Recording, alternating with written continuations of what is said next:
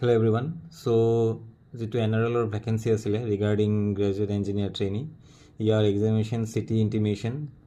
এক্সামৰ কাৰণে ওলাই গ'ল যিটো 7 তাৰিখে হ'বলগীয়া আছে সো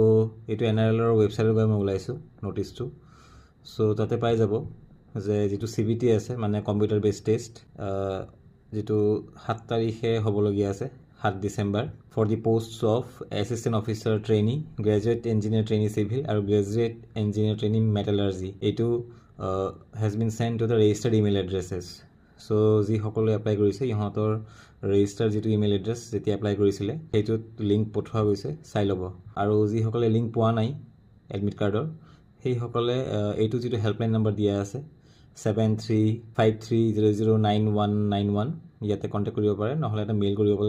পাৰে in at recruitment@nrl.co.in আৰু এডমিট কাৰ্ড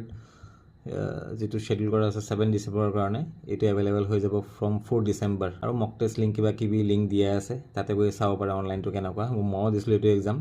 ইমান টাফ নহয় ইজি হয় paper candidates are also advised to visit the career section of the NRL আৰু বাকি যিবোৰ এপ্লাই কৰিছিলে বাকি যিবোৰ পোষ্ট IT ইলেক্ট্ৰিক্যাল হেইবোৰ এডমিট কাৰ্ড ওলাব আফটাৰ দিস এক্সাম মানে এইবোৰ তিনিটা পোষ্ট আছে ইয়াতে assistant officer trainee graduate engineer trainee civil আৰু গ্ৰেজুৱেট ইঞ্জিনিয়াৰ ট্ৰেইনি মেটালাৰ্জিৰ অকল মানে এডমিট ওলাইছে বাকি যিবোৰ পোষ্টৰ কাৰণে এপ্লিকেশন কৰা হৈছিল হেবোৰ আহি যাব সো মাজে মাজে গৈ NRL ৰ যিটো ৱেবছাইট কেৰিয়াৰ লিংক ৱেবছাইট তাতে গৈ চাই ল'ব যেটো কেৰিয়াৰ সেকশনত এইটো কেৰিয়াৰত গৈ চাই ল'ব এইটো কেৰিয়াৰটো ইয়াত গৈ চাই ল'ব ইয়াতে গোটেই ডিটেইলছ পাব syllabus everything thank you signing of